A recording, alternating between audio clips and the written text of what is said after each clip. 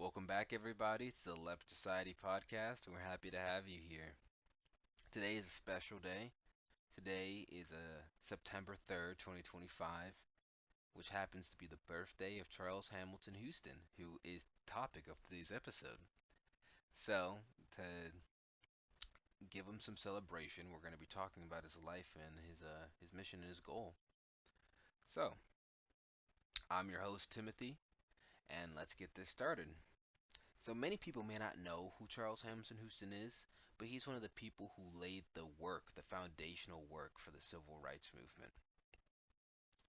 Over the next hour or so, we'll explore Houston's life from his childhood in Washington, D.C., through his service in World War I to his groundbreaking legal career with the NAACP, and finally to his enduring legacy as the mentor of Thurgood Marshall, who was the first black Supreme Court justice. He's remembered today as the man who killed Jim Crow, just to give a feeling as to how important this guy really is. So, Charles Hamilton Houston, he was born on September 3rd, 1895 in Washington, D.C., a city that even then it was marked by very heavy contradictions of American democracy, because it was the capital of the United States, the land of the free, yet Jim Crow segregation defined much of his daily life. He walked around the city seeing monuments to freedom, even though he himself wasn't free. His maternal grandparents were free blacks, and his paternal grandparents were fugitive slaves.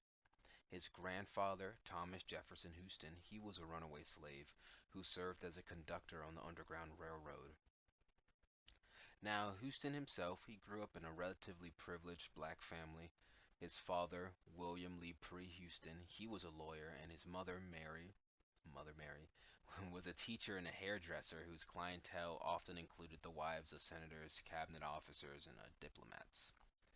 So what that really means is that Charles, he was exposed early on to the world of education and professionalism, which for black children at the time was a very rare advantage to have. In his household, education was not just encouraged, it was expected. His parents emphasized excellence as a form of resistance. If society was going to try to deny him an opportunity, he would need to be twice as good to claim it. So Houston, in his younger years, he attended the famed M Street High School, which was later renamed as Dunbar High School, which was the nation's first public high school for black Americans. And it had a very distinguished list of alumni, including Charles Drew, Benjamin O. Davis, the first African American general, Robert C. Weaver, the first black member of the cabinet, and a William H. Hasty Jr., who was the first black federal appellate judge, who was another Harvard School a law school alumni, sorry. So, the contrast that he grew up seeing in Washington, D.C. really filled Houston with determination to fight back with the sharpest weapon he could find, which was the law. So, at the age of 16, Houston he leaves for Amherst College in Massachusetts. There, he was the only black student in his classes. But despite his isolation, he excelled, and he graduated in the Phi Beta Kappa fraternity in 1915. And at Amherst, he developed a sense of duty beyond himself.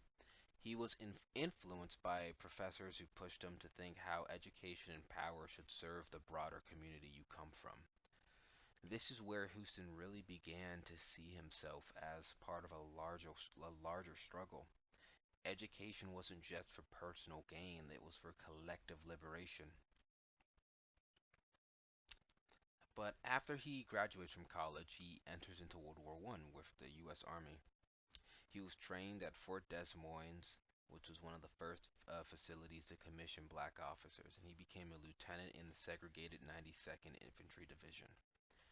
But what he experienced in uniform was not pride, it was more akin to humiliation.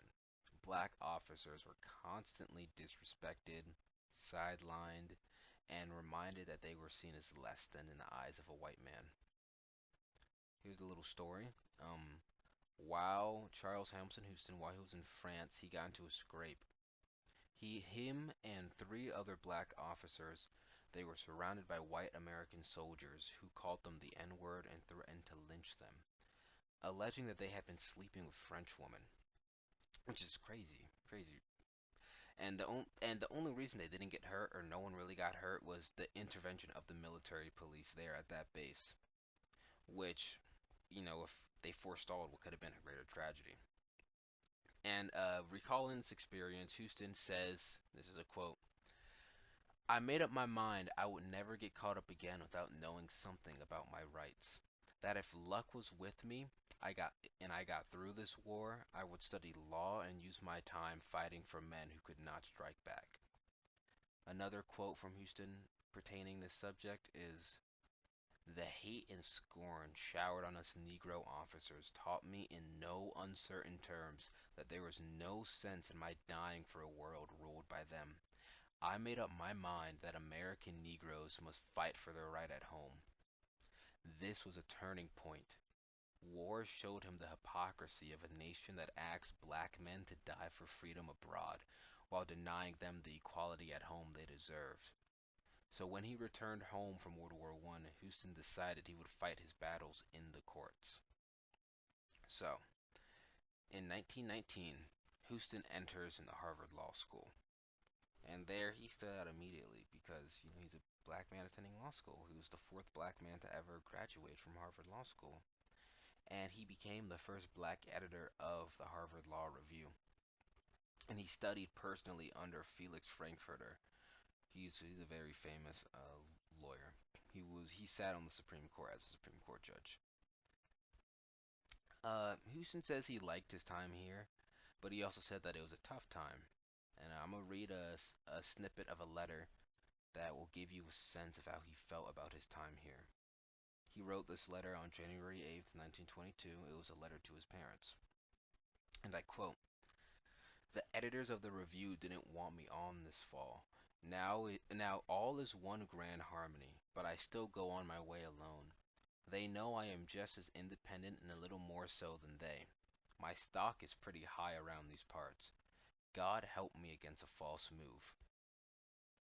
So what this really means, what he's trying to say, is to be a black man attending Harvard in the 1920s, it meant to be insulted almost every day, to have your own existence doubted and your character questioned, even when you outperform your own peers. So while at Harvard, this trained him in the precision of legal reasoning, but it also reinforced something deeper, that law could be used not just to regulate society, but to reshape it. So, upon graduating from Harvard Law School, Houston returns back to Washington, D.C., and with him and his father, they established a law firm called Houston and Houston, in which they did all sorts of general law practice like wills, estates, contracts, divorces, billing, this general law firm. But he wasn't finished with his education because Houston he went abroad to Spain, and there he studied law at the University of Madrid. And while he was in Spain studying at the University of Madrid, he realized that the racial hierarchy pushed upon us in America is not normal. It's not natural and it could be changed. It's not permanent because the people there didn't treat him the way he was treated in America. In America, they treated him like an animal, but in Spain, he was treated like a normal person, like he was real. And this really opened his eyes as to what the truth is and how just unnatural American society is. So, by 1929, after returning from Spain, Houston joined the faculty at Howard University School of Law, and within 2 years of working here, he became the vice dean. And Howard University at the time was struggling. It had few resources and low morale, and it was unaccredited by the American Bar Association. So what that means to translate is, if you attend Howard University and you get your law degree, in many people's eyes, you're not seen as a lawyer because it's not verified by the Bar Association. And we know you take the bar test to get your lawyer degree and then become an official lawyer.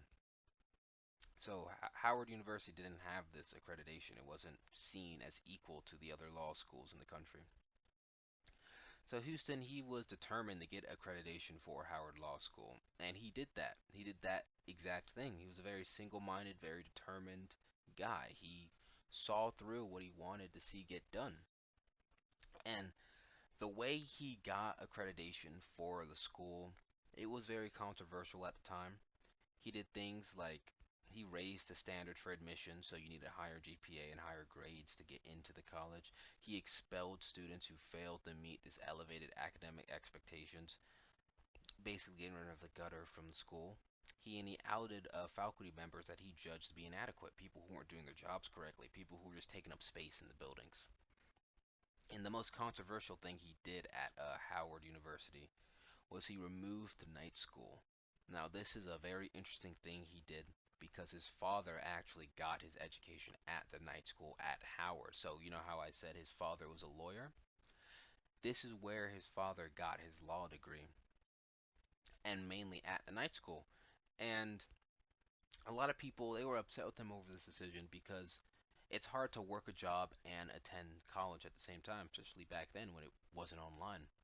So most people who were working men would attend the night school. But in Houston's point of view, he saw it as like it's not a it's not a good look. It's not prejudice to have night classes open. If you're going to attend college, you need to fully commit and come towards the day. And he even told his students that if you don't if you want to attend this college, you have to do it full time. If you can't work and attend this college, quit your job. This college is for the best of the best. It's not for people who just want to get by. And even though many people attacked him for this decision, the president and the administration, they liked his decision because they felt the night school was siphoning resources from the day school. Because so many people went to the night school, they put more effort into the night school to the day school. And the day school is what people see when they're walking past the building. They see what you're doing in the day. They don't see how much work you put into the night. And it makes a better image for you. And it was these little decisions like this that slowly elevated the class and the level of education at Howard University that got it this bar accreditation. So thanks to Charles Hamilton Houston, he got bar accreditation for Howard University, which is still a law school today. And he worked ceaselessly and creatively to educate and inspire people, and he made sure that students there met leading figures in the law field. He invited guests to the law school, such as Clarence Darrow, Felix Frankfurter, and many others. And he would add supplemental book knowledge with he supplemented book knowledge with expeditions to the Federal Bureau of Investigation, different penitentiaries, insane asylums, and courtrooms, so that students can really get a feel for what the law space is. Like, what does the law do and where does it take you?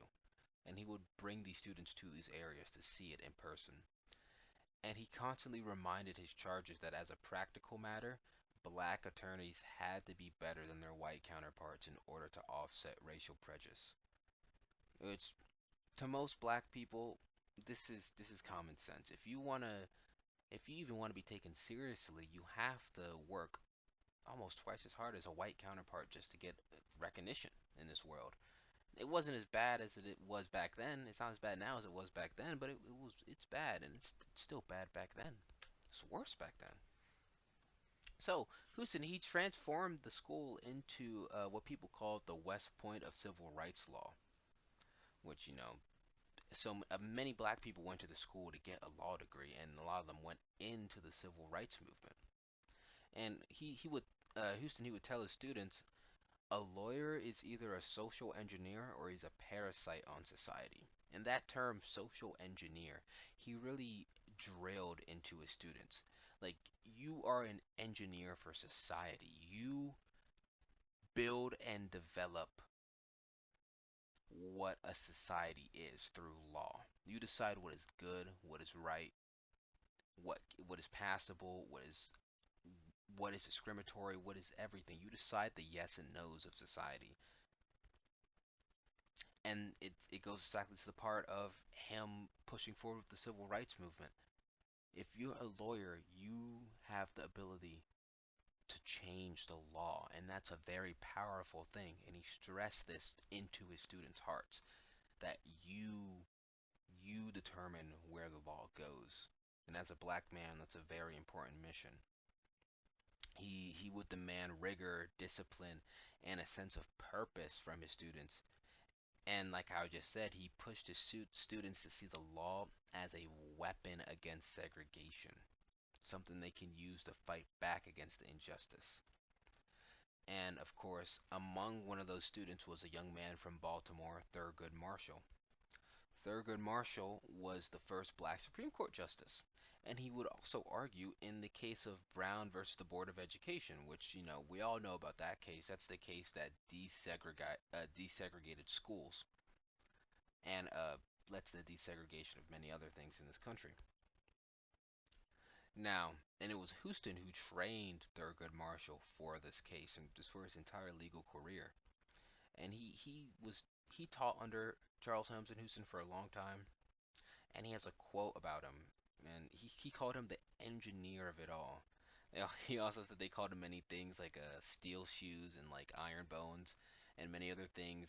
Thurgood Marshall wouldn't repeat in his interviews. He was a hard teacher, he was very strict on people.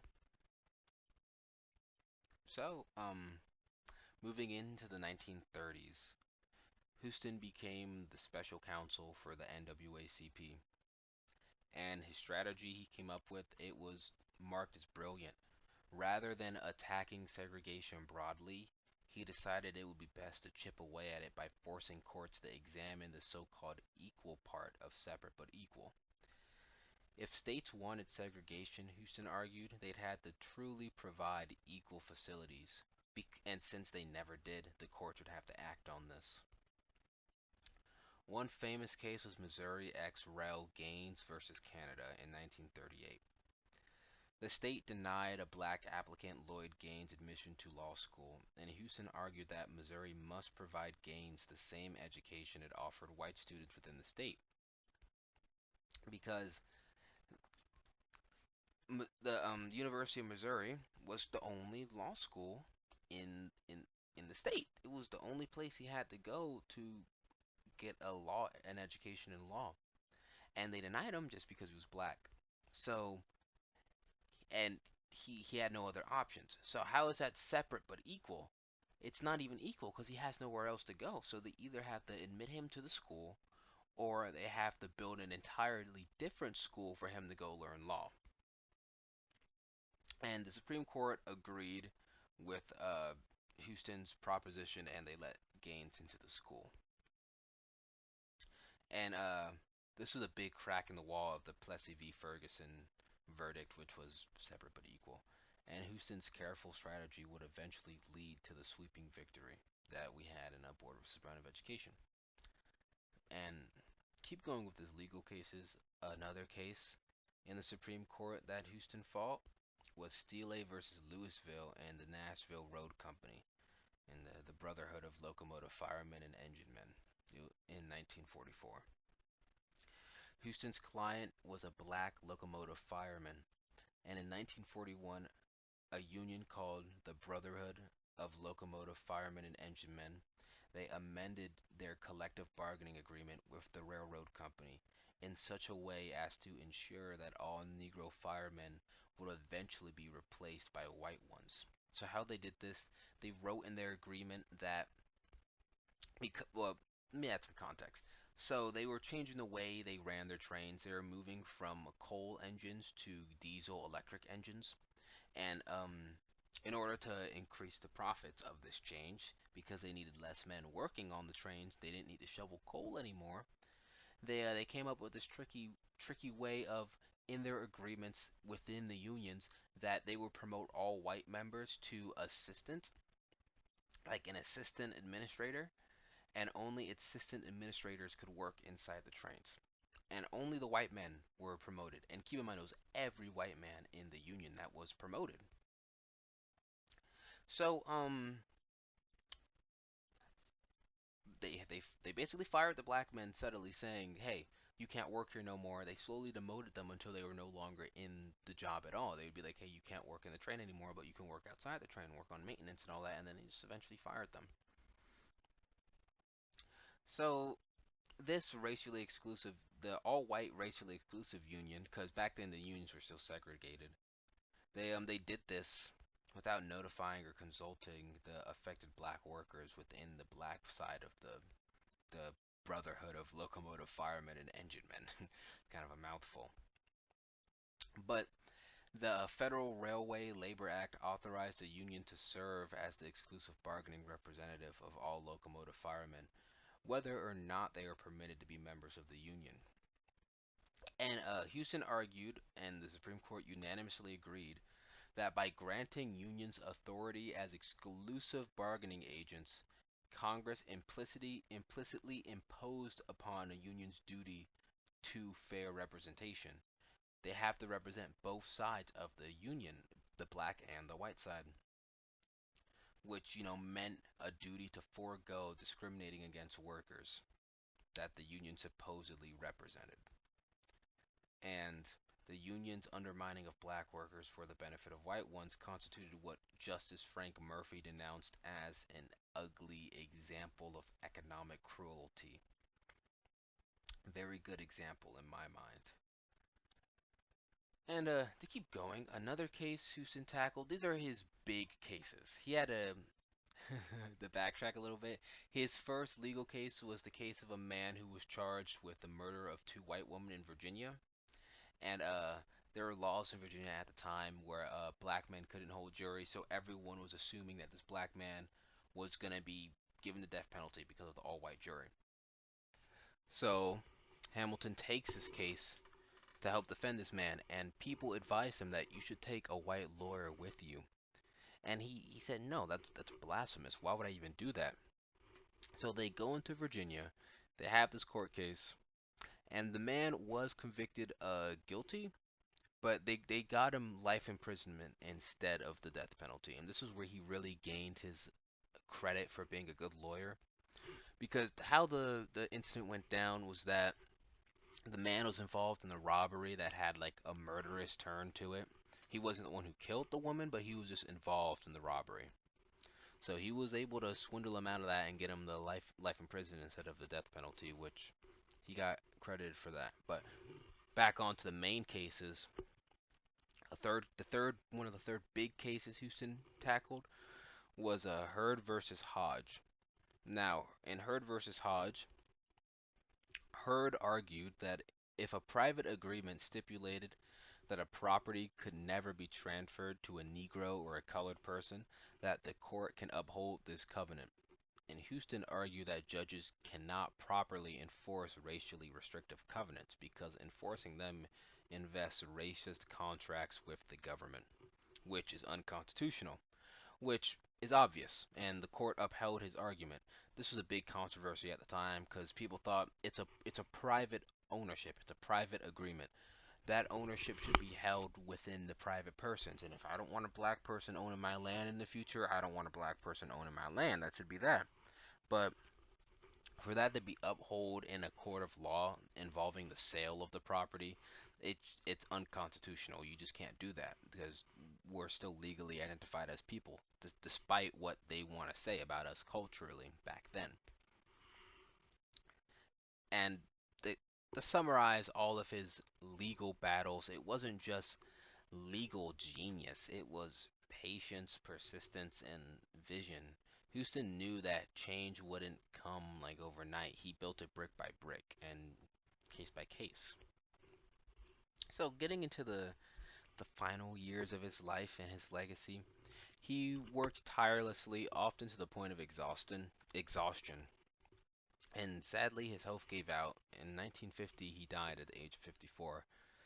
Kind of an early death. He died of a heart attack, and this was just 4 years before the passing of Brown versus the Board of Education, which was decided he never got to see. He never got to see the Brown versus the Board of Education verdict,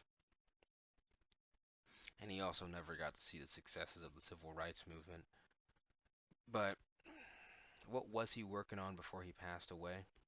Near the end of Houston's life, he focused heavily on union desegregation cases, because he saw these as far more important than anything else he had worked on, trying to desegregate a union. Because how can a union be together representing the people if it's always split in two with a black and a white side? You're always going to have internal fighting within the union itself, which is self-contradictory as to what a union is supposed to stand for.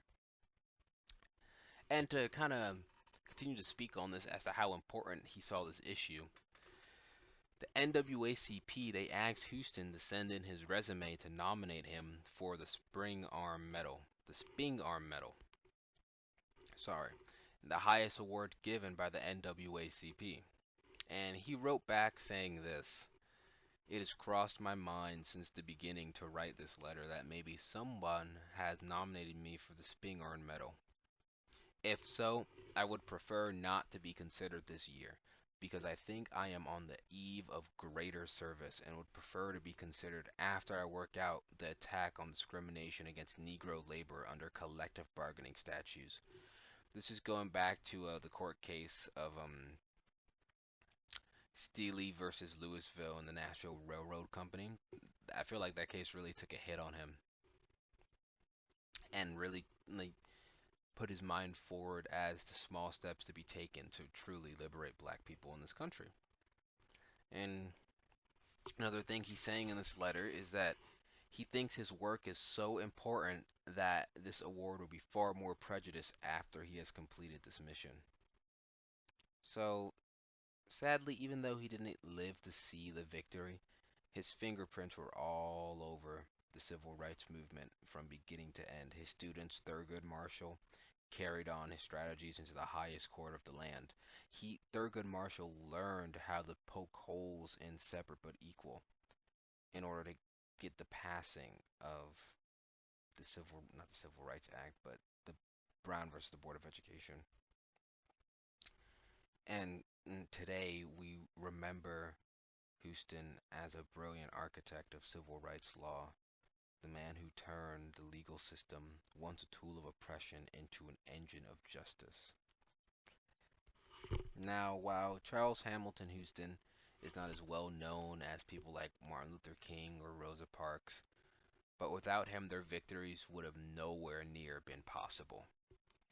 He proved that one person armed with vision and determination can change the very rules of society. Houston killed Jim Crow, not with violence, but with logic and discipline, and an unshakable belief in equality.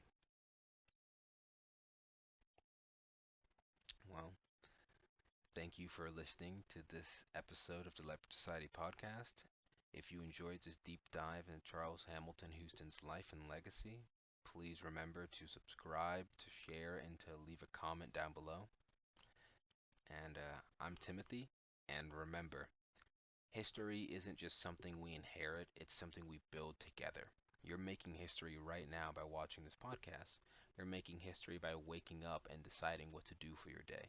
History is in your hands, and you decide it with every action you make. So remember that and uphold it. Take care. God bless.